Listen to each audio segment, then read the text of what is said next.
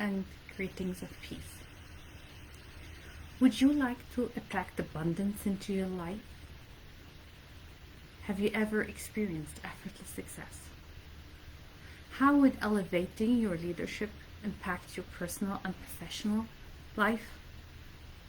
Did you know that you can be anti-abundance? You can even be an abundance repellent. Really? How's that possible? How can you drive away abundance? It really comes down to these subtle behaviors that we engage in, and they operate at the subconscious level. Today I want to talk about one of the 6 faces of evil, or unethical behavior that can drive away abundance, unblock our success. It's moral exclusion. So what is moral exclusion? There are multiple definitions of moral exclusion. It really comes down to drawing a mental circle where it demarcates a moral community. So anybody that's within the mental circle is considered to be deserving, a respectable citizen, a valuable citizen, deserving of respect, their fair share of resources, sacrifice, just treatment. And anybody outside of the circle is considered to be unworthy and expendable. And therefore, harming them and abusing them is considered to be or perceived to be appropriate, just, and acceptable. In a way, it's like the herd mentality. If you're part of the herd, you're deserving. If you're outside of my herd, you're undeserving. And it's a wide spectrum. There's a wide spectrum to moral exclusion. You have the subtle discrimination all the way to outright genocide. The mild form of moral exclusion is something that we encounter in our everyday lives. It manifests as insidious prejudice. So in the workplace, it may present as disengaging or avoiding eye contact with a person from the out group who's sharing their opinion. It could be anything from sexist or racist jokes to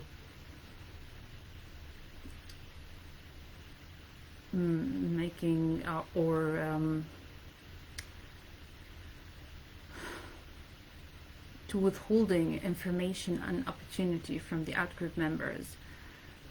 The extreme form can have detrimental consequences for the individual and society, so it can lead to war, genocide, and slavery. The interesting question here is, why do we engage, or why do we exclude? What's the psychology behind it? And I think it really comes down to where you're leading from, like ego versus wisdom. So when wisdom does not want, ego wants. Ego is concerned with survival.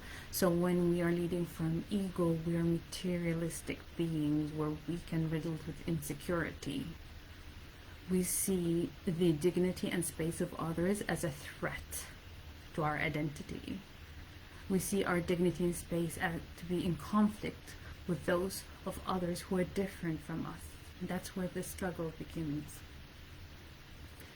We want to assert, we exclude to assert ourselves over the others.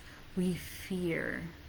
We want what the other has, and we fear what they may take away from us. And that the conflict escalates or gets magnified when this is amplified from the individual to the collective. And that's where it gets all the way towards the various atrocities that are committed. So what are the symptoms of moral exclusion? How do you recognize them? Uptow shares the symptoms of moral exclusion, and the first one is double standards, where you have different norms for people inside and outside the group. Concealing of harmful effects, so you ignore or minimize the injury to the victim. Reducing moral standards, where you see your harmful behavior as acceptable. Unflattering group comparisons, where you see your group as, it's like dualistic worldview. Your group is placed in the realm of innocence and the other group conveniently is placed in the realm of guilt or guilty or sinful. Dehumanization, where you deny the other person their, or the out-group members, their dignity, their rights. Biased evaluation group, we mentioned a euphemism, sanitizing the harmful behavior. So if you're beating someone up, it's like, oh, that will teach them a lesson, or it's somehow it's okay to abuse the person. Fear of contamination, so you would see the in-group members avoid contact or alliance with out-group members for fear it's seen as a threat to one's identity. Also glorification and normalization of violence. So violence is seen to be appropriate, effective, and even sublime, as long as it's against those who are from the out group. Condescension, so you treat those from the out group with disdain. Victim blaming, so it's the other person's fault, it's the victim's fault somehow for making you harm them. And also there is de-individuation, where the person, the perpetrator, will see that their contribution to the problem is undetectable. And also there is diffusion of responsibility. So it's not just it's not my responsibility, because you deny responsibility, and it's like, it's not my responsibility because everybody was involved. So you kind of blame it on the collective. And then also there's displacement of blame, or displacing blame, where somebody could point fingers at their supervisors and say, oh, well, it was a command, I just had to carry it out. Or they could displace it on their subordinates and say, well, I didn't tell them to do that, they just decided to do it themselves, it was their own choice. Either way, it's important to be able to recognize and be skeptical of such behaviors, because they're very characteristic and diagnostic of their means of diagnosing moral exclusion. And when I think of moral exclusion, the first example that comes to mind, it's etched in my memory because I heard this story as a child, and I remember those dreadful being overwhelmed by these dreadful feelings of fear and confusion. It's a story in the Quran that narrates or relates the tragic tale of the persecution of the Christians of Najran. This happened in 524 CE, and Najran is a place between Yemen and Saudi Arabia. So these people, the natives of Najran, they were Christian, and their ruler, their king, was an idol worshipper. So he wanted to coerce them to renounce their faith, and they refused. So they're described as the people of the ditch, Ashab al-Ukhdud, because he ordered ditches to be dug up, like a really big ditch, and they filled it with fire, and they cast the Christians into the fire, including women and children. And I guess being a child, that's what terrified me, the fact that children were thrown into that, they were cast into the fire. And the story goes on to explain the fate of both groups. The tyrants are warned of grave punishment, whereas the believing Christians are promised paradise, like eternal life in paradise. And I think it's a perfect example of how evil leaders commit atrocities to assert their power over their subordinates. So how do we conquer this evil, moral exclusion? Apparently it's not easy to deal or come to grips with moral exclusion because it's subtle and difficult to detect. So step one would be to recognize it, to be aware and recognize the symptoms that I've mentioned. So being aware of the body language and also the verbal language. So if you see these negative remarks or derogatory labels, where certain people are being labeled in a certain way, and also unfair group comparisons. Because a lot of the time, those that engage in exclusionary behavior, they deny and rebuff any accusations or allusions to their behavior. So that's why it's important to be aware of it and recognize it. Step number 2 is moral inclusion, where you create this big moral community. Everybody's included. Everybody is worthy of human dignity and their fair share of the resources. Step number 3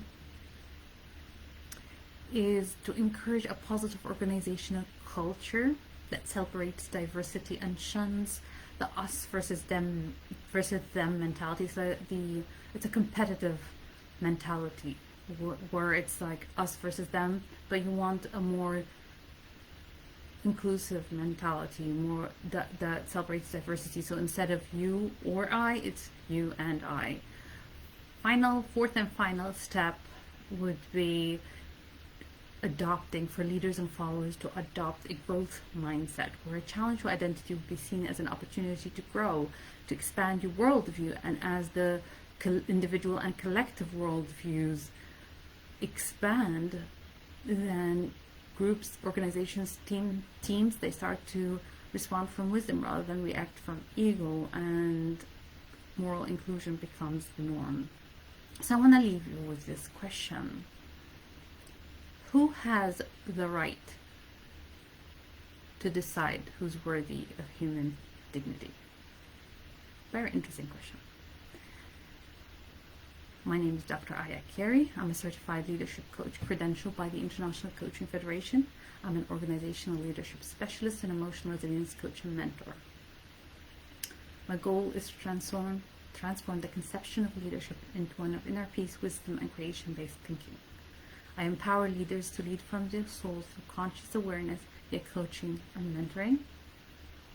I help overworked and ambitious executive business owners and professionals to go from existing to living. You can reach out and connect with me through my social media platforms, Lead From Your Soul, Dr. Aya Carey, and also